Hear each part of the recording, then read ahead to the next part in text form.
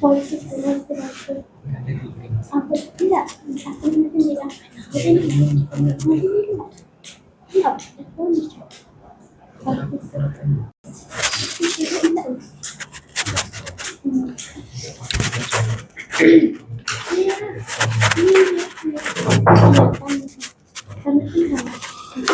Mari kita memuji Tuhan. Nomor 4. Nomor 4 ya.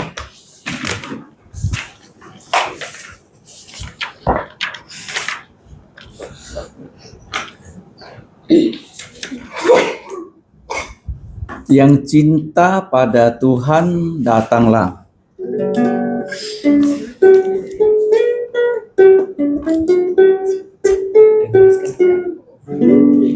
Yang cinta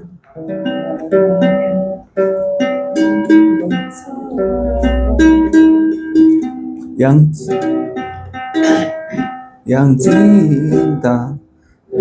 cinta 3, 2, 1 yang cinta padanya datang bersoraklah sejantung memuji dia, sejantung memuji dia, menghadap tahtanya, menghadap tahtanya, menuju ke Sion tempat yang indah.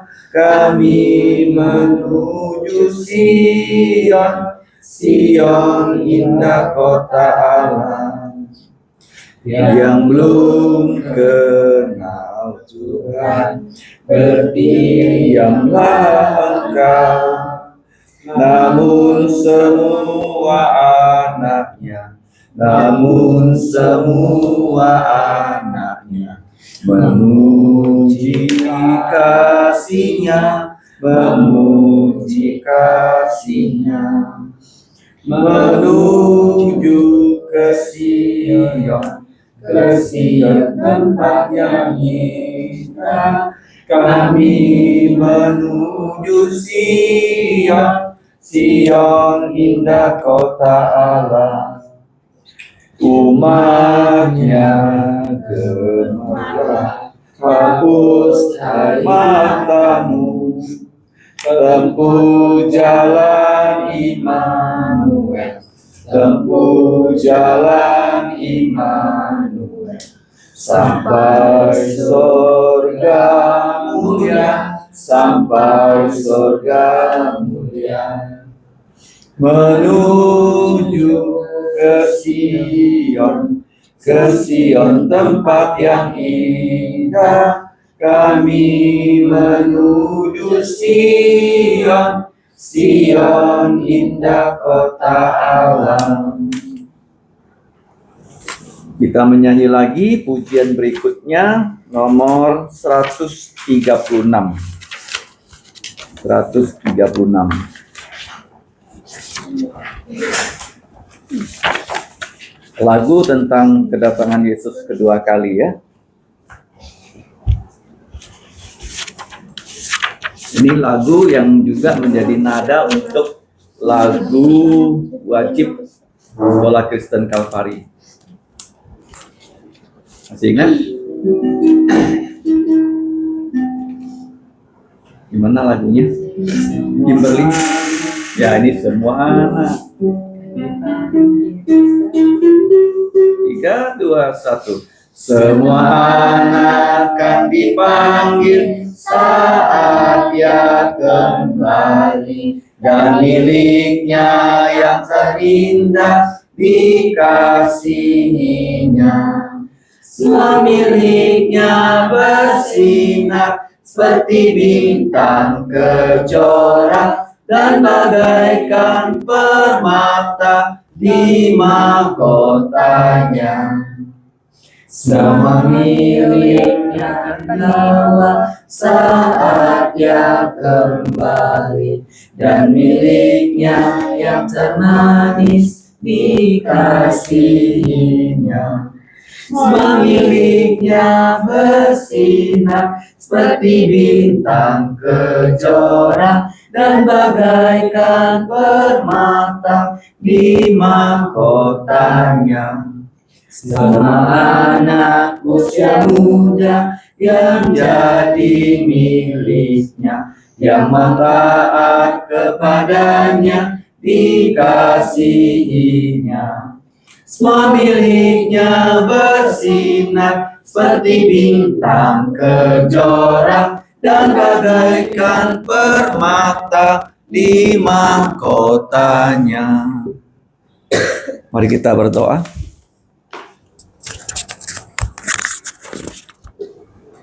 Bapa kami di surga, kami kembali berterima kasih untuk kasih setiamu yang tidak pernah meninggalkan kami. Rahmat-Mu, anugerah-Mu, belas kasihan-Mu senantiasa baru setiap hari.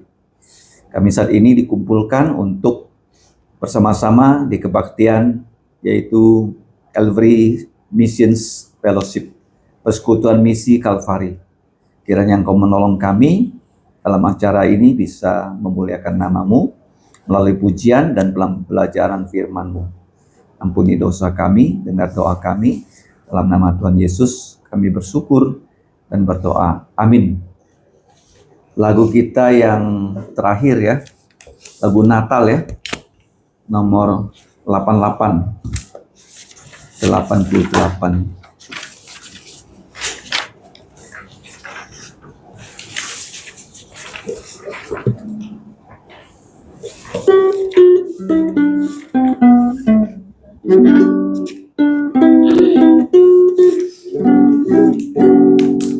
Dunia gemar dan soraknya, Rajamu lahirlah di jantungmu, kepadanya bersama nyanyilah,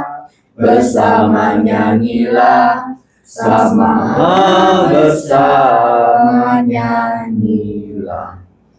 Dunia gemar dan nyanyilah, Tuhanmu bertakhta, bumi laut gunung lembah, bersoraklah terus, bersoraklah terus.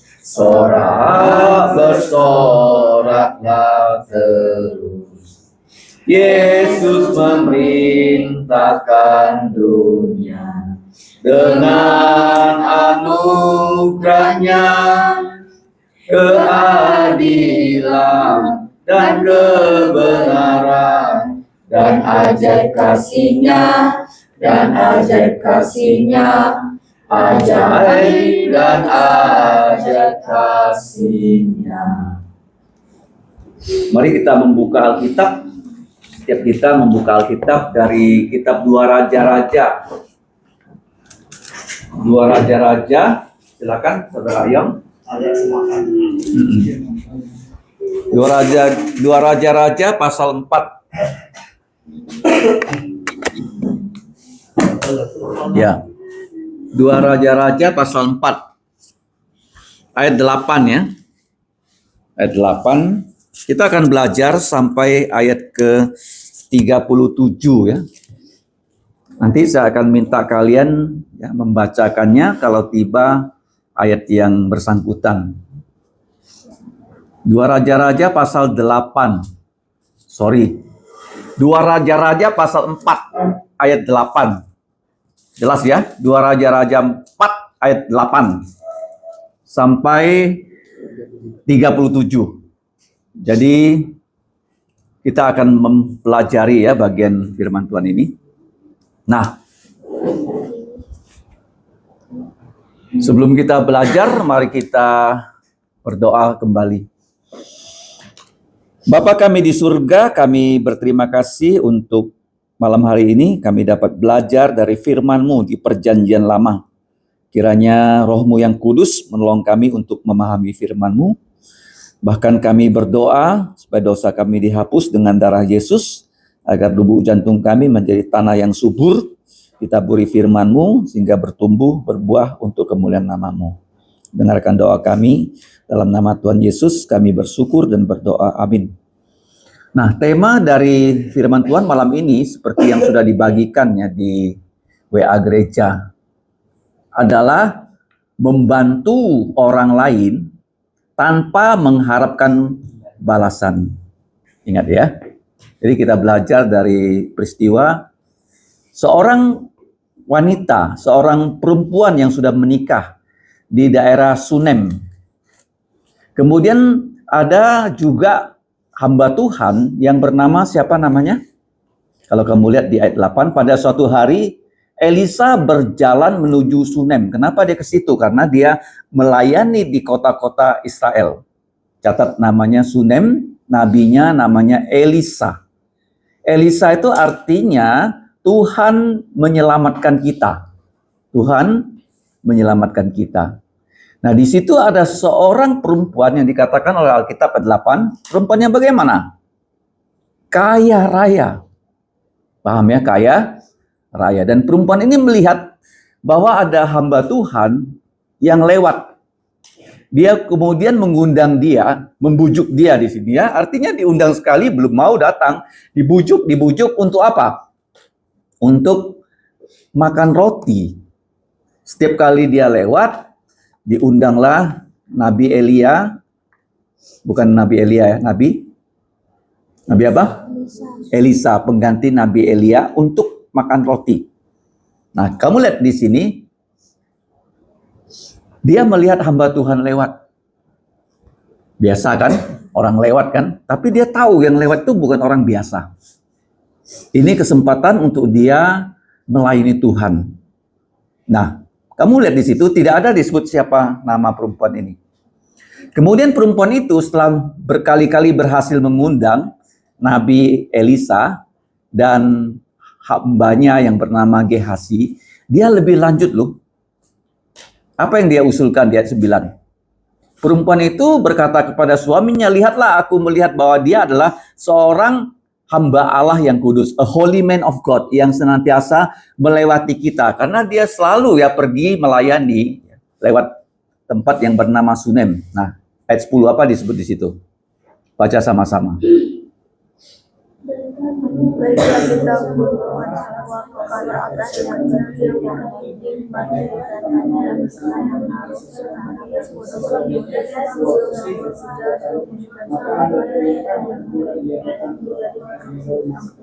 Nah, pertama hanya mengundang makan kan? Setelah itu dia mau membuatkan sebuah kamar di ruang atas.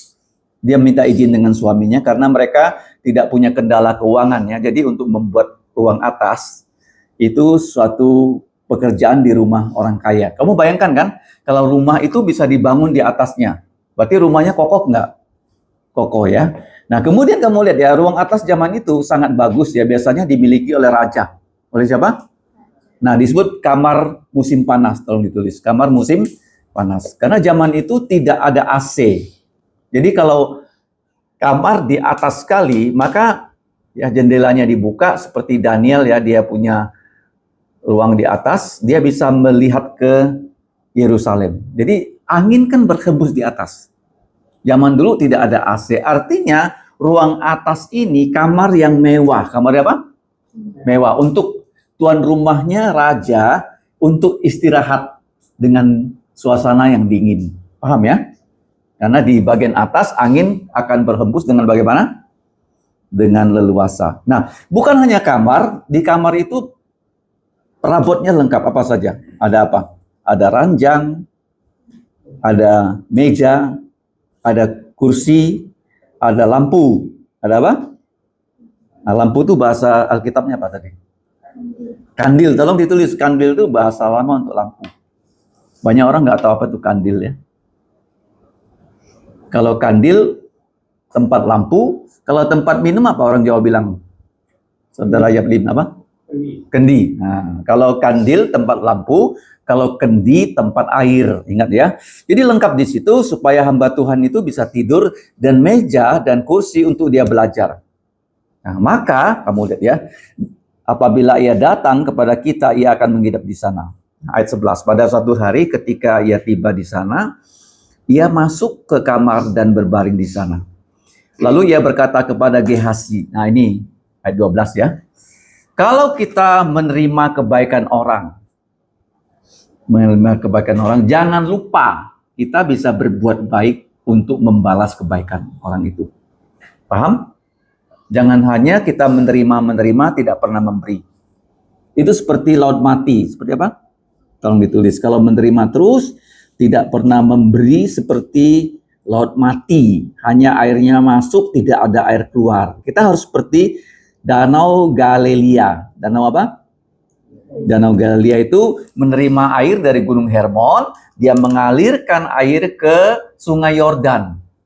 Jadi Laut Galilea itu begitu hidup, banyak ikannya, pinggirnya banyak tanaman. Paham ya? Jangan seperti Laut Mati, tapi harus seperti apa? Laut Galilea. Oke. Yosef nggak nulis ya? Kertasnya mana? Itu ada kertas. Ya, ada pen kan? Ya. Belajar itu 4R ya. Apa 4R? 4R. Apa R pertama? Read, baca, read. Atau listen. Read ya, atau listen. Membaca atau mendengar. 2, record. Record itu write, tulis. Record itu mencatat, merekam. 2 ya. Yang ketiga itu review, dilihat ulang, dibaca ulang, review. Yang keempat relate, terapkan apa yang kita pelajari, kita laksanakan. Jadi itulah belajar 4R ya. Nah, jadi waktu Elisa datang, dia membawa seorang budak ayat 13. Siapa nama budaknya? Pembantunya. Siapa? Ayat 12. Siapa nama pembantu Elisa? Gehazi, tolong ditulis ya. Gehazi. Nah, Gehazi itu ya, ditanya ya oleh Elisa. Apa sih keperluan perempuan ini? Ayat 13. Kalau dia perlu bantuan raja, saya bisa kasih tahu raja. Kalau dia perlu bantuan panglima, tentara, saya bisa kasih tahu. Jadi Elisa ini punya hubungan baik dengan raja, punya hubungan baik dengan kepala tentara. Jadi dia bukan hanya seorang nabi, tapi dia seorang nabi yang dihormati raja dan tentara. Nah, kemudian kamu lihat ya, apa yang disebut ya oleh perempuan itu. Lalu ia bertanya, lalu untuk apa yang harus dilakukannya? Gehazi menjawab, ya tidak ada. Perempuan itu tidak perlu apa-apa, tidak perlu bantuan raja, ayat 14 ya, tidak perlu bantuan tentara. Tetapi Gehazi di sini kamu lihat, dia pembantu yang baik. Apa yang dikatakan Gehazi kepada tuannya yang bernama Nabi Elisa? Ayat 14, coba baca. Nah, sekarang saya tadi berjanji ya supaya bisa dibaca, mulai dari Kimberly ayat 14, coba dibaca. Kemudian berkatalah Elisa, apakah yang dapat ku perbuat baginya? Jawab Gehazi, ia tidak mempunyai anak dan suami sudah tua. Iya, tunggu ya, nggak apa-apa. Nanti bergilir ya. Dia tidak perlu bantuan raja. Kenapa? Karena dia kaya kan. Dia tidak perlu bantuan tentara. Kenapa? Karena aman. Jadi Gehazi melihat satu yang diperlukan perempuan ini apa? Dia tidak punya anak dan suaminya sudah tua. Ayat 15. Giliran Maria baca. 15. Lalu berkatalah Elisa, panggillah dia. Dan sesudah dipanggilnya, berdirilah perempuan itu di pintu. Nah, stop di situ. Kamu lihat ya, perempuan ini dipanggil, dia hanya berani berdiri di depan pintu. Ya, dia tidak masuk. Ayat 16, silakan ini Aurel. Berkatalah Elisa, pada waktu seperti ini juga tahun depan engkau ini akan menggendong seorang anak laki-laki. Tetapi jawab perempuan itu, janganlah tuanku, ya abdi Allah, janganlah berdusta kepada hambamu ini. Nah, Elisa kenapa dia berani berkata begitu? 1 tahun lagi engkau pasti punya anak. Anaknya pun disebut jenis kelaminnya. Anak apa itu? Laki-laki. Nah, kamu tahu Elisa ini bukan sembarangan ngomong loh. Dia mendapatkan wahyu dari Tuhan, tolong tulis. Apa itu wahyu? Dia mendapatkan nubuat Tuhan, rencana baik Tuhan untuk wanita ini. Jadi Tuhan ini sengaja ya menutup rahim perempuan ini supaya tidak beranak. Kemudian dia melihat hamba Tuhan, dia membantu hamba Tuhan, dan hamba Tuhan ini pun didorong oleh Tuhan untuk menyampaikan kepada wanita ini bahwa perempuan ini setahun lagi pasti punya anak laki-laki. Ya biasanya orang punya anak kan nggak tahu laki perempuan, betul nggak? Nah sekarang pertanyaannya, kenapa dia menolak? Tidak Tuanku. Nah dia panggil Nabi kok, kenapa dia panggil sebagai Tuan? Kenapa? Kenapa dia panggil Nabi sebagai bosnya? Padahal dia orang kaya, kenapa? Pertanyaannya begini. Elisa adalah hamba Tuhan. Hamba siapa? Hamba Tuhan. Jadi Elisa hanya mendengarkan perintah Tuhan dan melakukan perintah Tuhan. Nah, sedangkan Elisa dia hanya menyampaikan perintah Tuhan kepada orang, dan orang kalau melakukan perintah Elisa berarti orang-orang melakukan perintah siapa? Tuhan. Paham ya? Jadi kalau hamba Tuhan menyampaikan perintah yang sesuai dengan firman, dia bukan memerintahkan untuk dirinya loh. Untuk siapa? Untuk Tuhan. Nah, kenapa wanita ini tidak mau? Jangan berdusta kepada hambamu ini. Tidak, Tuanku, hamba Allah. Kenapa? Kenapa dia tidak mau? Karena dia takut kecewa, takut PHP. Takut apa? PHP. Memang ya banyak orang suka ngomong yang baik-baik sama kita, tapi belum tentu itu yang terjadi. Tapi di sini ya yang dikatakan Elisa itu kata-kata siapa? Apakah kata-kata Elisa atau kata-kata dari Tuhan? Dari siapa? Dari Tuhan. Nah, bahkan kata-kata perempuan ini sangat berat loh. Janganlah berdusta kepada hambamu ini, kamu lihat ya. Ya hamba Tuhan masa berdusta kan? Nah, ayat 17 silakan. Saudara Yaplim. Mengandunglah perempuan itu lalu melahirkan seorang anak laki-laki pada waktu seperti itu juga. Pada tahun berikutnya seperti yang dikatakan Elisa kepadanya. Ya, jadi persis ya. Kita tidak tahu wanita ini umur berapa. Karena suaminya dikatakan sudah tua, tentu dia juga ya, sudah cukup berumur. Tepat ya, lahir seorang anak laki-laki. Ya, ini babak pertama ya. Babak pertama dia membantu hamba Tuhan, sekarang hamba Tuhan ya, membantu dia. Membantu dia. Jadi imbal ya. Nah, jadi kalau kita ya, punya kesempatan melayani, jangan tidak melayani. Paham? Kalau kita punya kesempatan melayani, kita melayani dan melayani. Seperti wanita ini. Pertama dia melayani apa? Memberi makan. Setelah itu meningkat menjadi apa? Bukan hanya makan, no? Menyediakan tempat bermalam. Ya. Kata Alkitab, kalau kamu menampung orang, kamu tidak tahu, mungkin kamu menjamu malaikat. Menjamu siapa? Malaikat. Nah sekarang babak 2, ayat 18 sampai ayat 37. Silakan. Respect. Setelah anak itu menjadi besar, pada suatu hari keluarlah ia mendapatkan ayahnya di antara penjabit gandum. Oke, jadi dia sudah besar, dia sudah bisa mengunjungi bapaknya yang punya ladang gandum. Tentu kalau yang punya ladang gandum itu bukan orang sembarangan ya, cukup berada keluarga ini. Apa yang terjadi ayat 19? Tiara. Tiba-tiba menjeritlah ia kepada ayahnya, "Aduh kepalaku, kepalaku!" Lalu kata ayahnya kepada seorang bujang, "Angkatlah dia dan bawa kepada ibunya." Nah, bapaknya tidak disebut namanya, mamanya tidak disebut namanya, anak ini pun tak ada namanya. Sakit apa dia? Sakit kepala. Jadi bapaknya bilang ya kepada pembantunya, "Bawalah anak ini kepada ibunya." Bapaknya kan sibuk di ladang. Waktu itu waktu panen kan?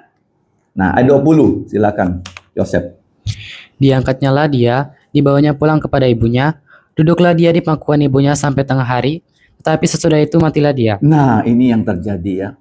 Dia sudah punya anak, anaknya sudah besar. Nah, sekarang anak ini tiba-tiba mati di pangkuan ibunya di tengah hari. Kalau begitu, coba, siapa yang memberi nyawa? Tuhan. Siapa yang mengambil nyawa? Sama Tuhan ya. Nah, sekarang yang terjadi, kamu lihat ya, sesuatu yang luar biasa. Ibunya ini tidak berbuat apa-apa untuk kasih tahu kepada suaminya, juga tidak. Ayat 21, silakan.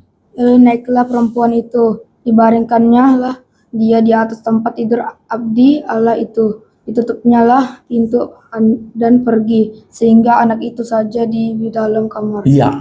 Nah, kamu lihat ya, itu dia naik ya di ruang atas. Kalau kamu lihat ya, di ruang atas itu tempat siapa tinggal di ruang atas? Siapa yang tinggal di ruang atas? Kamar VIP kan? Betul nggak? Kenapa VIP? Kenapa? Karena di posisinya di atas, ada jendelanya dan angin masuk keluar, tempat itu dingin. Zaman dulu tidak ada AC, tidak ada kipas angin. Nah, dia meletakkan anak itu di tempat tidur siapa? Abdallah, siapa namanya? Siapa nama abdi Allah? Elisa. Oke. Kemudian dia tutup pintu, dia keluar. Dia tidak kasih tahu kepada siapapun bahwa putranya itu sudah mati. Selanjutnya, ayat 22.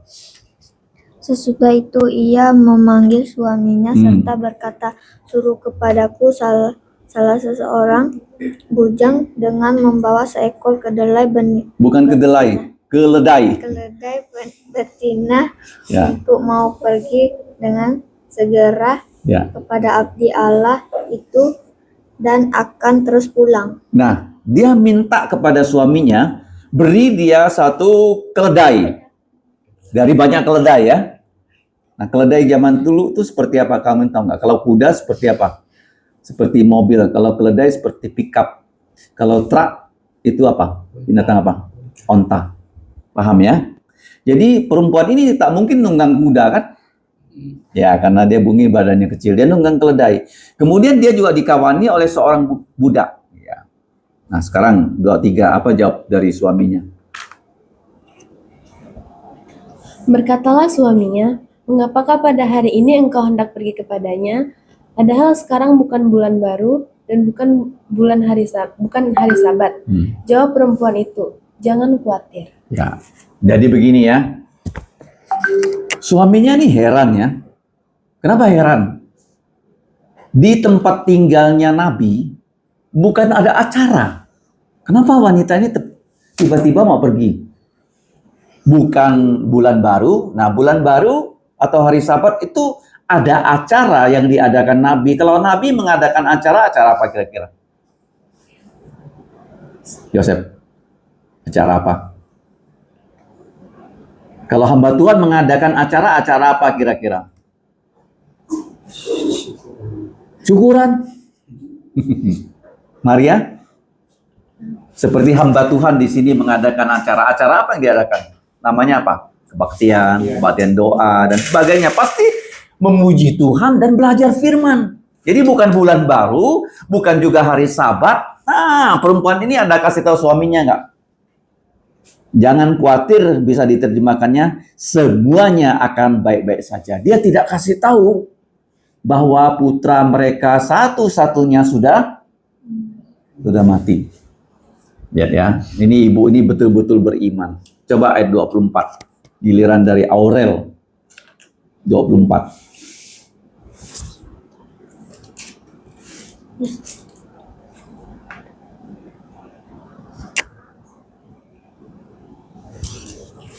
Dipelayaninya lah keledai itu dan berkata ia kepada bujangnya, tuntunlah dan majulah, jangan tahan-tahan aku dalam perjalananku, kecuali apabila aku katakan kepadamu.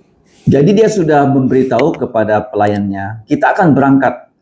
Apapun yang terjadi di jalan, jangan stop. Jangan apa? Kenapa jangan stop? Nah, di mana tempat tinggal dari Nabi Elisa? Di mana? Nanti kamu lihat ya di ayat 25. Coba. Sekarang saudara Yabdin, di mana dia tinggal? Demikianlah perempuan itu berangkat dan pergi kepada abdi Allah di Gunung Karmel. Segera sesudah abdi Allah melihat dia dari jauh, berkatalah ia kepada Gehazi bujangnya, lihatlah perempuan Sunem itu datang. Ya. Jadi di sini kita melihat ya, zaman dulu tidak ada HP kan? Bagaimana dia tahu Nabi Elia ada di rumahnya di Gunung Karmel. Karena Nabi ini selalu pindah-pindah. Selalu apa? Pindah-pindah. Karena banyak tempat melayani. Nah, kemudian dia tahu tempat tinggal Nabi. Kemungkinan dia juga bertanya pada orang ya di mana saat itu Nabi itu berada. Yang kedua, dari jauh kamu lihat ya, ketika perempuan ini sampai, Elisa tahu nggak perempuan ini datang? Hah? Elisa berkata kepada Gehazi, hambanya, lihatlah di sana, perempuan Sunem itu datang. Jadi begini ya, Elisa punya pembantu. Kenapa dia punya pembantu? Kenapa? Nanti kamu lihat ya peran dari pembantu itu ya. Pembantunya ini masih muda, dia bisa bekerja dengan cepat. Dengan apa? Cepat. Jadi dia mengatakan perempuan Sunem itu datang. Nah kemudian apa perintah dari Elisa kepada Gehazi, giliran Rismek ya. Silakan ayat 26.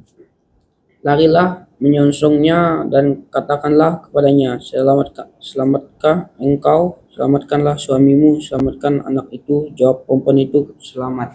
Ya, jadi di sini ya. Sekarang pergilah engkau Gehazi, temuilah perempuan Sunem itu dan katakan kepadanya. Nah, terjemahannya lebih pas begini. Apakah baik keadaanmu? Satu ya, apakah baik keadaanmu? Yang kedua, apakah baik keadaan suamimu? Pertanyaan ketiga, apakah baik keadaan dari anakmu? Tiga ya. Satu apa? Kau baik enggak? Kedua, suamimu baik enggak? Ketiga, anak. Apa jawab dia? Apa? Semuanya baik. Kenapa dia nggak mau kasih tahu kepada Gehazi? Suaminya pun dia tidak kasih tahu. Oke. Nah, sekarang ayat 27. Dan sesudah ia sampai ke gunung itu, dipegangnyalah kaki abdi Allah itu, tetapi Gehazi mendekat hendak mengusir dia. Lalu berkatalah abdi Allah, biarkanlah dia, hatinya pedih. Tuhan menyembunyikan hal ini daripadaku, tidak memberitahukannya kepadaku. Ya, jadi perempuan ini sampai di bukit tempat abdi Allah tinggal. Bukit apa namanya kata tadi? Karmel ya. Jaraknya bisa ditempuh perjalanan. Paham ya? Kemudian apa yang dia lakukan? Dia memegang kaki dari Elisa. Nah, apa yang terjadi? Gehazi ini tanpa izin dari tuannya, hendak apa dia? Gehazi. Ayat 27. Ingin mengusir perempuan ini. Tetapi Elisa, abdi Allah itu berkata, izinkanlah dia. Kenapa izinkan dia? Karena lubuk jantungnya sedang gelisah. Tetapi Tuhan telah menyembunyikannya dariku dan tidak juga memberitahukannya kepadaku. Nah, sekarang ayat 28. Silakan. Lalu berkatalah perempuan itu, adakah aku minta seorang anak laki-laki daripada tuanku?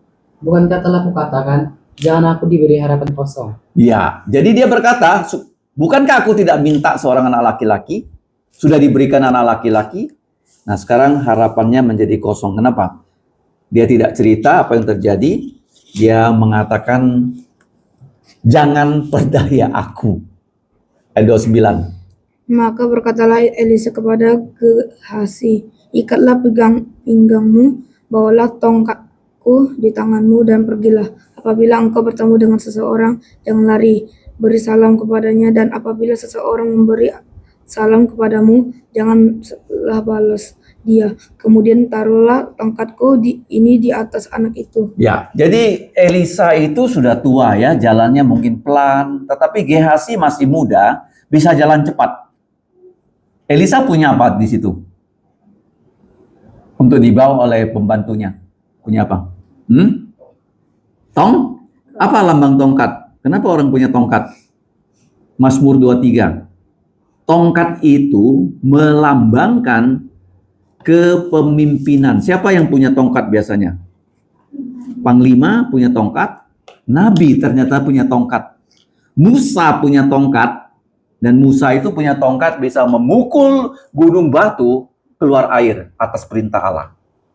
Apa itu tongkat? Tongkatnya Musa disebut tongkatnya Allah. Tongkatnya siapa?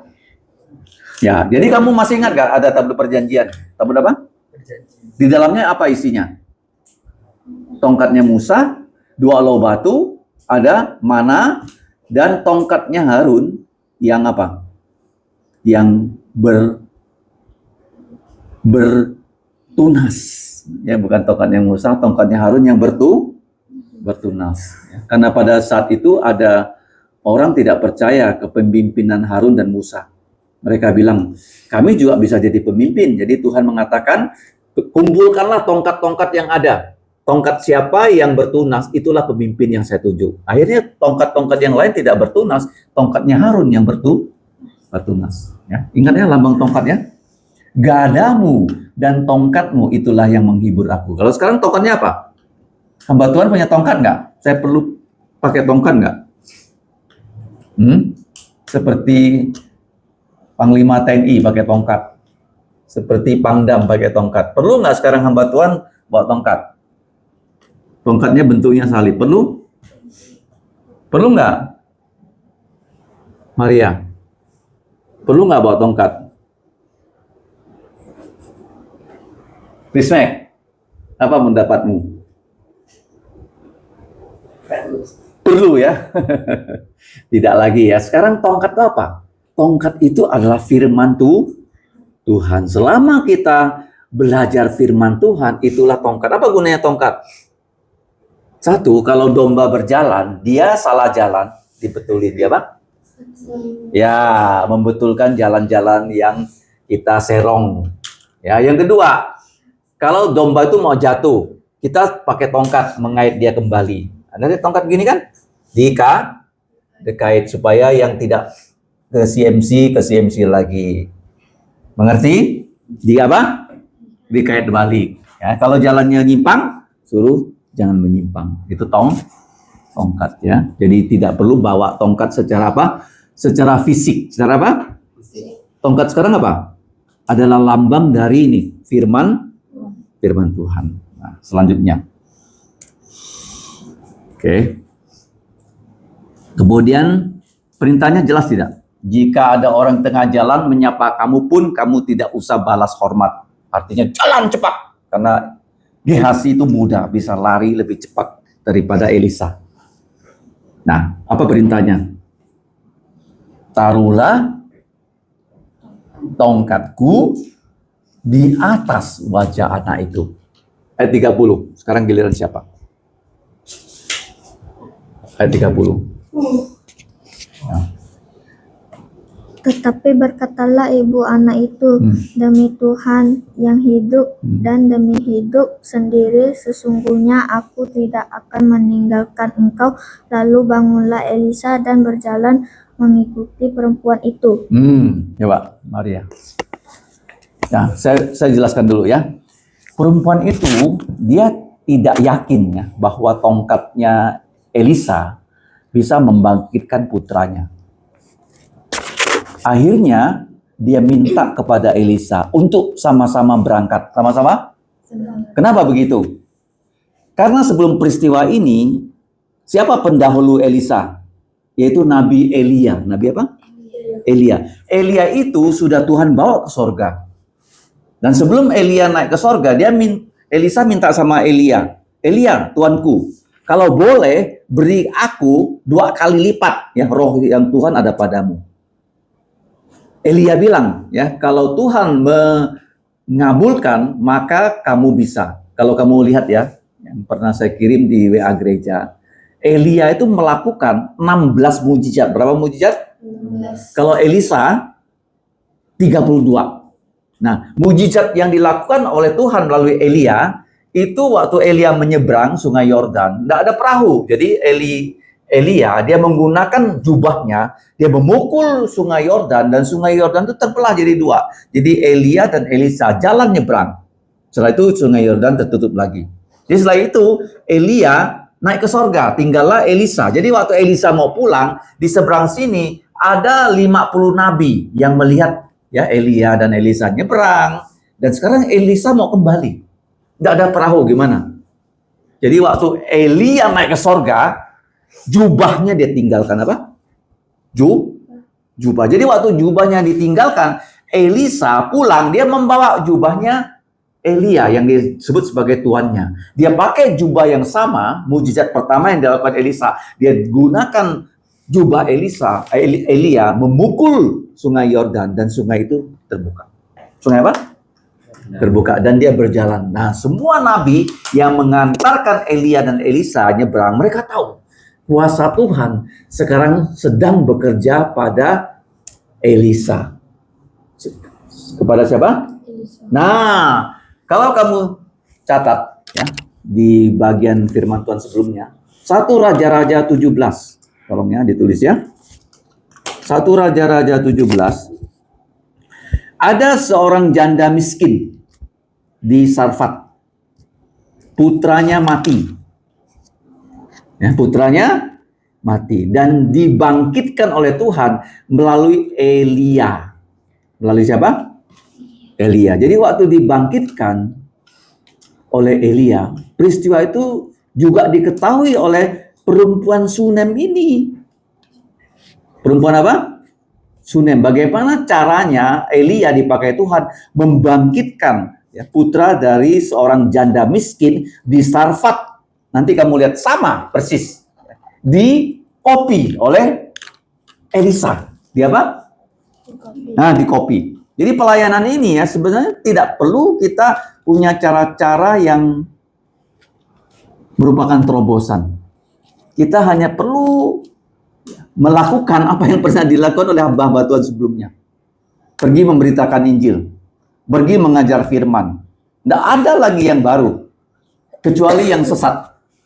Yang baru itu yang apa? Yang sesat. Semua yang sudah dilakukan di masa lalu sudah cukup. Nah, coba kamu lihat ya. Ayat 30. Dia ikut, dia bangkit, dan mereka berjalan. Ayat 31. Adapun Gehazi telah berjalan mendahului mereka dan telah menaruh tongkat di atas anak itu. Tetapi tidak ada suara dan tidak ada tanda hidup. Lalu kembalilah ia menemui Elisa serta memberitahunya kepadanya. Katanya, anak itu tidak bangun. Belum bangun. Jadi begini ya, waktu Gehazi sudah sampai, dilakukan persis seperti yang tuannya perintahkan. Tongkatnya diletakkan di wajahnya. Tapi anak ini tetap nggak ada reaksi. Tidak ada suara, kupingnya nggak mendengar. Dan dia cepat-cepat loh kembali ke Elisa. Ini bagus ya. Gehazi sebelumnya ditanya, apa keperluan perempuan ini? Dia kasih tahu dia tak punya anak. Ya. Yang kedua, dia disuruh pergi. Dia karena kuat kan, tidak bisa tongkat itu membuat anak itu bangkit. Dia cepat-cepat balik kepada tuannya. Ini penting ya. Kalau kita disuruh melakukan sesuatu, jangan tidak kasih tahu kepada orang yang menyuruh. Misalnya Aurel, kamu disuruh bapak kamu pergi beli sesuatu. Dapat nggak dapat, kamu harus kasih tahu. Pak, nggak ada gulanya Pak. Jangan sampai ditanya baru kasih tahu. Paham ya? Kita jadi pembantu harus kerjanya apa? Cerdik. Artinya apa yang disuruhkan, apapun yang terjadi, kita cepat-cepat kasih tahu kepada orang yang menyuruh. Ngerti? Nah, ini hamba yang baik ya, namanya Gehazi ya. Nah, setelah itu apa yang terjadi? Ayat 32. Dan ketika Elisa masuk ke rumah, ternyata anak itu sudah mati dan terbaring di atas tempat tidurnya. Nah, sekarang begini ya. Kenapa Gehazi bisa sampai ke kamar itu? Karena dia pernah bermalam bersama Elisa di situ kan, betul nggak? Jadi nggak ada orang tahu anak itu sudah mati loh. Seluruh keluarga itu nggak ada yang tahu. Ya, masih dirahasiakan. Jadi setelah Elisa sampai, kamu lihat ya ayat 32, Elisa masuk mendapatkan anak itu sudah mati dan berbaring di tempat tidur di mana Elisa tidur. Ayat 33. Sesudah ia masuk, ditutupnyalah pintu sehingga ia sendiri dengan anak itu di dalam kamar. Kemudian berdoalah ia kepada Tuhan. Ya, jadi dia berdoa kepada siapa? Kepada Tuhan. Jadi berdoa itu penting ya. Sebelum kita melakukan sesuatu, kita berdoa. Dia tidak izinkan Gehazi masuk, dia juga tidak izinkan siapa? Mamanya masuk. Ini persis sama dengan yang dilakukan oleh Elisa. Coba kamu lihat di 1 Raja-Raja 17. Respect. Ayat 17. Silakan. 1 Raja-Raja ya. Itu tempat tadi dikasih tanda ya. Nanti kita balik lagi ya. Sekarang 1 Raja-Raja 17 ayat 17, nanti Tiara membaca 18. Ketemu Rismek? 1 Raja-Raja 17.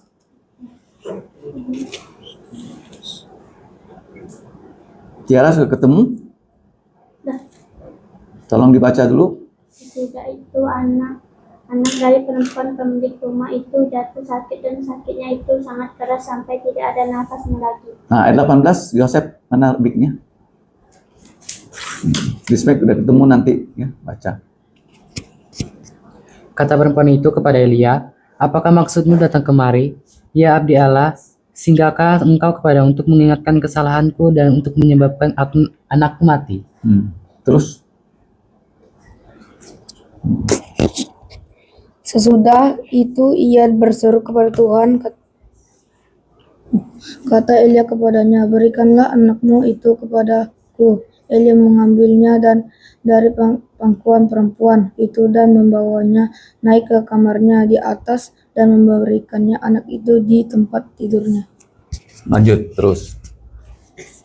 Sesudah itu ia berseru kepada Tuhan, katanya, ya Tuhan Allahku, apakah engkau menimpakan kemalangan ini atas janda ini juga yang menerima aku sebagai penumpang dengan membunuh anaknya. Ya, dia berdoa dulu ya, berdoa. Setelah itu coba.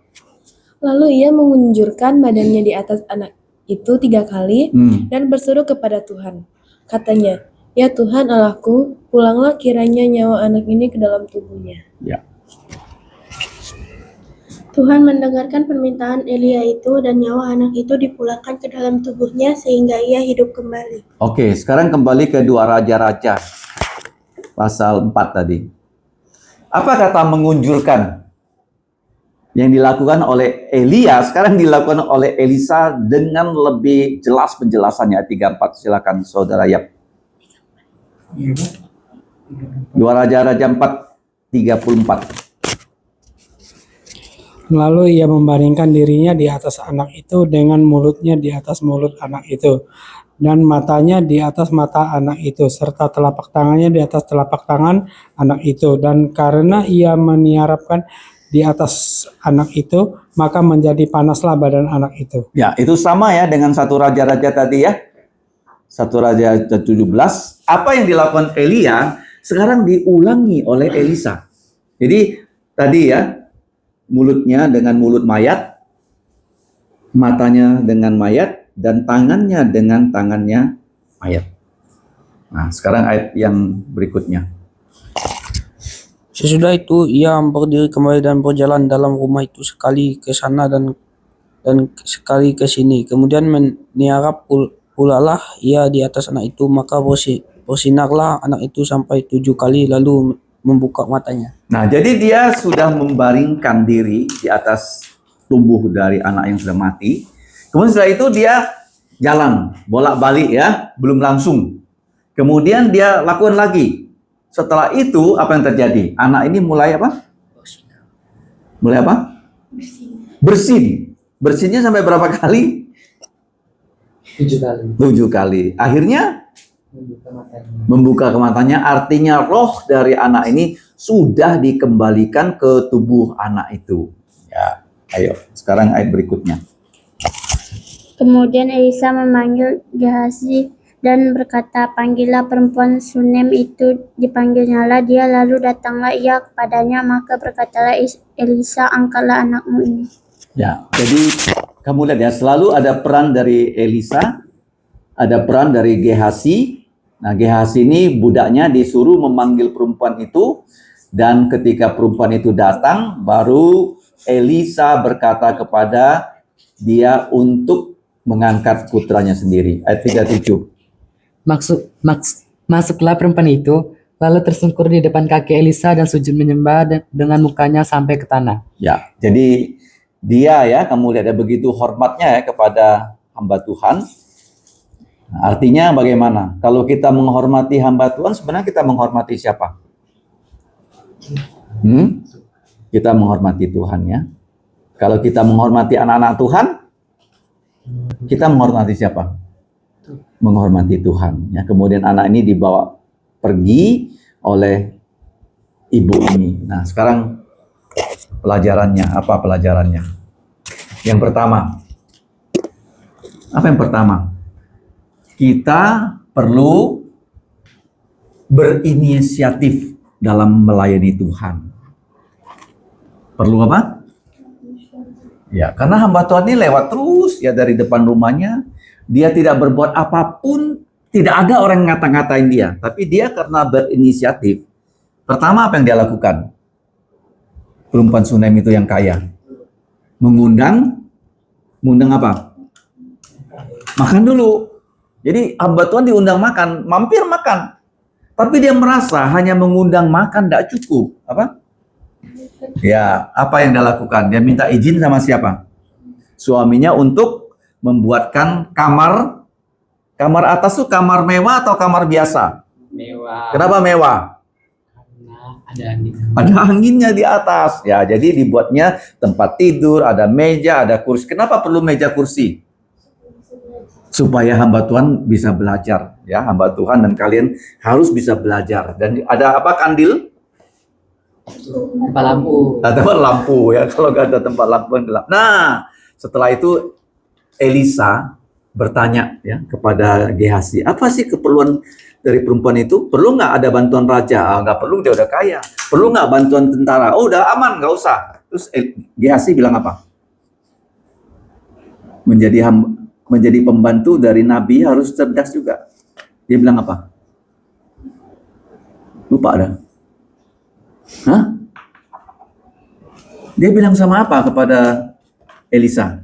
Dia punya suami sudah tua dan dia tidak punya anak. Jadi kamu lihat ya, kalau kamu melayani Tuhan, Tuhan tidak akan pernah tidak membalas kamu.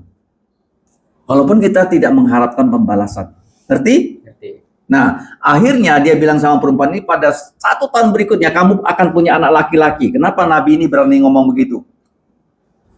Mengapa? Apakah itu pikiran Nabi? Dia sudah terima firman Tuhan. Kasih tahu dia punya anak laki-laki. Nah, bagus, dia punya anak laki-laki. Dia nggak berani harap loh. Ya, dia takut PHP. Setelah itu apa yang terjadi? Setelah anak ini besar, dia mengunjungi bapaknya, sakit kepala, bapaknya suruh balik ke mamanya, di pangkuan mamanya dia mati. Kamu bayangkan, ibu ini melahirkan anak ini, ibu ini membesarkan anaknya, tiba-tiba anaknya mati di pangkuan dia. Sedih nggak dia? Tapi ibu ini punya iman, dia tidak kasih tahu siapa-siapa, dia bawa anak ini masuk ke mana? Tempat tidurnya Elisa, dia tutup pintu, dia pun tidak kasih tahu suaminya anaknya mati, dia minta keledai, dia minta pembantu, sama-sama pergi cepat-cepat ke rumahnya Elisa. Bukan bulan Sabat, bukan hari bulan baru, suaminya pun bingung, dia tidak kasih tahu. Kemudian begitu sampai, dia pun tidak kasih tahu kepada Gehazi apa yang diperlukan, karena ditanya, suamimu baik nggak? Kamu baik nggak? Anakmu baik? Dia bilang baik-baik. Sampai kepada Elisa lihat dia sedih dan mau diusir oleh Gehazi. Kemudian Elisa bilang ya kepada budaknya, cepat kamu pergi bawa tongkat, ya taruh di muka anak itu, kalau dia sakit dia bisa sembuh. Elisa pun tidak tahu dia sudah mati. Tapi perempuan ini ngotot, sedih. Akhirnya dia berangkat, dia bilang, saya tidak akan pulang rumah kalau engkau tidak ikut aku. Dia pegang ini apa? Saya tidak akan pulang kalau engkau tidak ikut aku. Akhirnya Elisa yang sudah tua ikut dia pulang. Di tengah jalan apa yang terjadi? Gehazi balik lagi mengatakan apa? Wah, anak itu sudah mati. Baru Elisa ini tahu anak itu sudah mati. Dan Elisa pernah mendengar dari Elia bagaimana Elia berdoa untuk anak siapa? Perempuan janda Sarfat yang mati. Jadi dia naik ke atas, semua orang tidak boleh ikut. Apa yang dia lakukan? Dia berdoa, dia lakukan hal yang sama. Mulutnya taruh di mulut dari mayat, matanya ke mayat, tangannya ke mayat. 1 kali, enggak juga bangkit. Terus dia lakukan lagi, dia jalan di kamar tuh bolak-balik apa? Akhirnya tubuhnya jadi hangat dan roh Tuhan kembali kepada anak itu. Sampai anak itu bersin berapa kali? 7 kali. kali. Jadi artinya begini, kamu kalau melayani, nggak usah cari cara-cara baru. Ikutilah cara-cara yang Yesus lakukan, dan itu sudah selesai. Nah, di Alkitab ini ya, tulis terakhir, ada 3 zaman mujizat. Berapa zaman mujizat? Nah, zamannya satu, zamannya Musa dan Yosua. Musa dan Yosua. Setelah itu, zaman Elia, Elisa. Yang ketiga, zaman Yesus dan Rasul. Nah, sekarang tidak ada lagi zaman mujizat. Maksudnya begini ya, tidak ada lagi orang yang bisa seperti Elia, Elisa melakukan mujizat, tidak. Tuhan tetap bisa melakukan mujizat zaman sekarang. Tidak lewat manusia. Kalau kita berdoa, ada orang sakit kanker bisa sembuh, tapi tidak ada lagi orang mengatakan saya punya kuasa melakukan mujizat, tidak ada lagi. Ya, Tuhan bisa langsung melakukan mujizat karena zaman mujizat hanya 3. Hanya apa? 3. Di zamannya Musa, Elia, Musa, Yosua, Musa dipakai menulis perjanjian lama. Kemudian Elia, Elisa karena banyak ya nabi-nabi palsu. Yesus dan para rasul karena para rasul harus menulis perjanjian baru, mendirikan gereja perjanjian baru. Gereja perjanjian baru sudah didiri, Alkitab sudah selesai, Tuhan tidak lagi ya memberikan karunia mujizat. Paham ya? Karunia yang ada karunia apa? Melayani. Ya, kelansam, khotbah, layan, ajar, nasihat, ya, sumbang, atur, dan murah jantung. Paham? Ada 7 mujizat. Ada 7 karunia ya di kitab Roma 12. Mari kita berdoa ya. Jelas ya? Jelas nggak? Ya. Bapak, kami bersyukur di malam ini sudah belajar dengan singkat firman-Mu. Kiranya Roh-Mu menuliskan firman-Mu dalam lubuk jantung kami, sehingga kami dengan firman-Mu bisa melayani Engkau seperti Elia dan Gehasi, sehingga keluarga dari perempuan Zunem, suami dan putranya dapat diberkati. Jadikanlah kami sebagai saluran berkat untuk orang-orang yang ada di sekitar kami, supaya mereka bisa percaya Yesus. Sekarang kami mau pulang, sertailah anak-anak yang belajar, para remaja, para pemuda, pemudi, dan juga orang dewasa, sehingga kami bisa menjadi anak-anak yang memuliakan nama-Mu. Ampunilah dosa kami, dengar doa kami berdoa dalam nama Yesus yang mengajarkan kami doa Bapa kami yang berbunyi, Bapa kami yang di surga, dikuduskanlah nama-Mu, datanglah kerajaan-Mu, dilaksanakanlah kehendak-Mu di bumi seperti di surga. Berikanlah kami pada hari ini makanan harian kami. Dan ampunilah kami akan kesalahan kami, seperti kami juga mengampuni orang yang bersalah pada kami. Dan janganlah membawa kami ke dalam pencobaan, tetapi lepaskan kami dari yang jahat, karena Engkau yang punya kerajaan dan kuasa dan kemuliaan sampai selama-lamanya. Amin. Terima kasih. Aurel, kameranya tolong.